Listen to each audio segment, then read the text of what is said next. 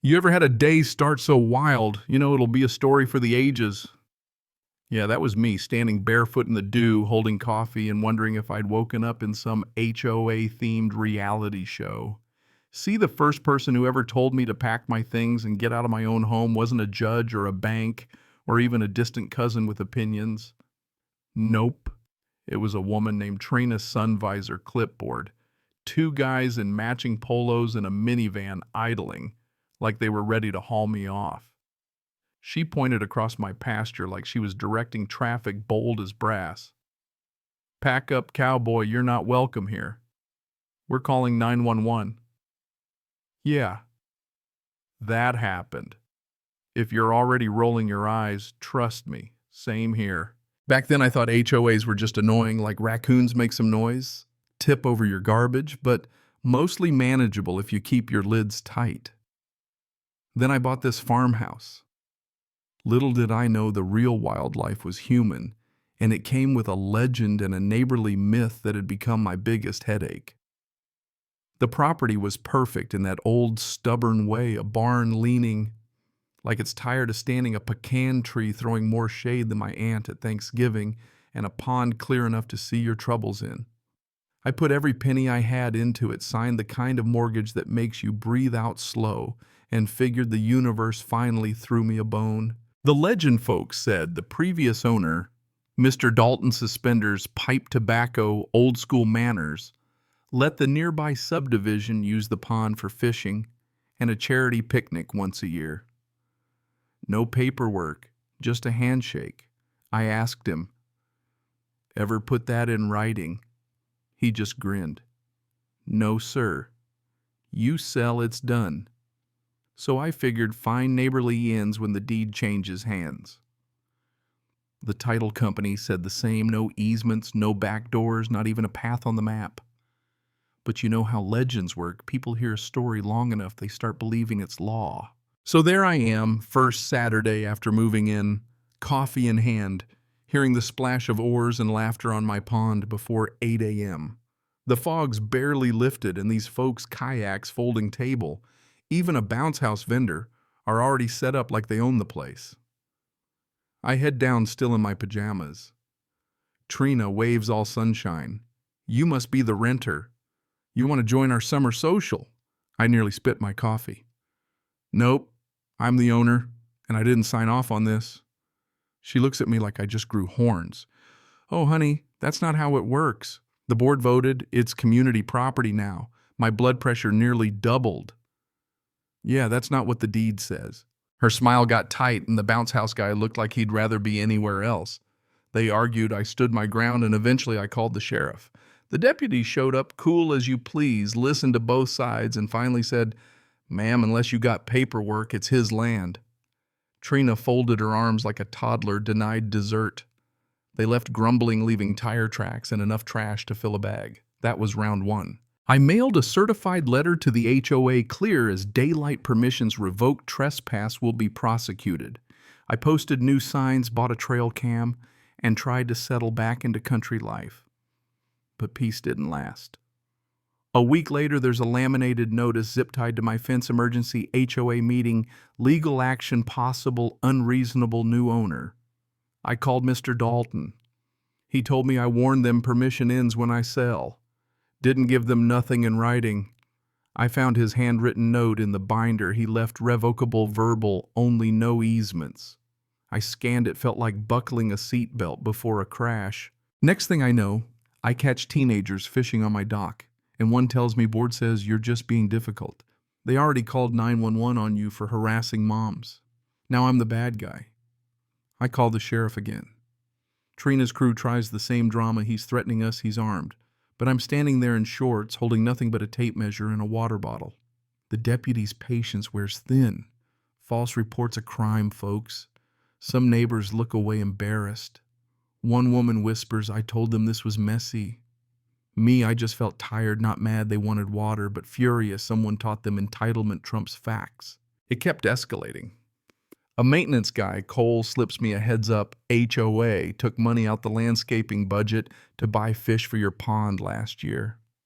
I dig around, find receipts stashed in the office, and now I'm sure they've spent dues on land they don't own. Time to lawyer up. My attorney voice, like a worn-out teacher, tells me, "You're on the right side. Permission isn't an easement.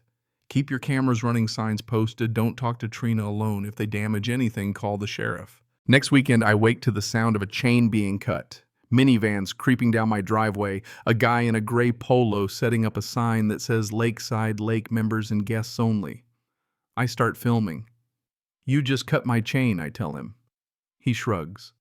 Obstructing community access.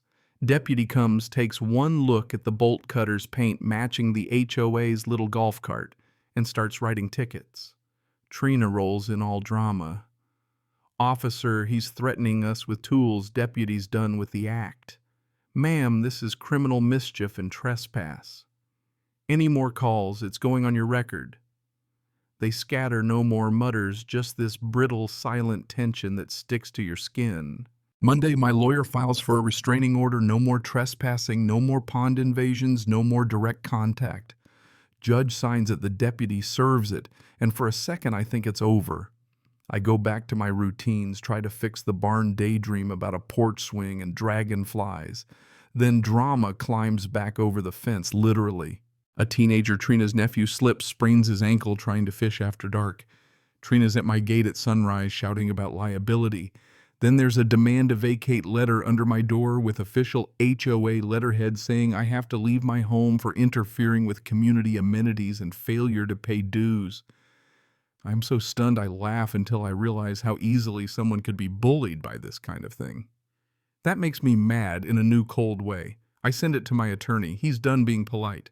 We're filing sanctions and we're adding defamation for those lies about weapons. Report that ankle too, just in case. Meanwhile, a quiet twist.